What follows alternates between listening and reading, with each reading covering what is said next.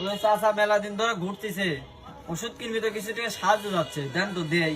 তারা দিচ্ছে এমনি বেচা কিনা নাই, ফকির করে টাকা দিয়ে দিতে আমি ফকির হয়ে গেলাম। এ দে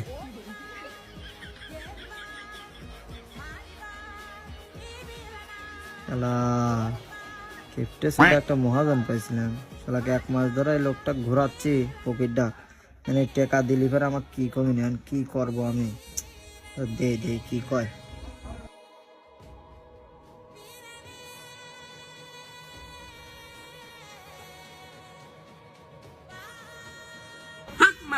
হাজলামা কও নাকি তোমার এই এক তেল লেগে আমাকে 2 মাস ধরে ঘুরেছো না?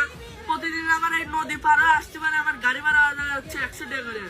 তুমি আমাকে এই 2 মাস ধরে এই এক তেল লেগে ঘুরেছো। তার আগে মহাজন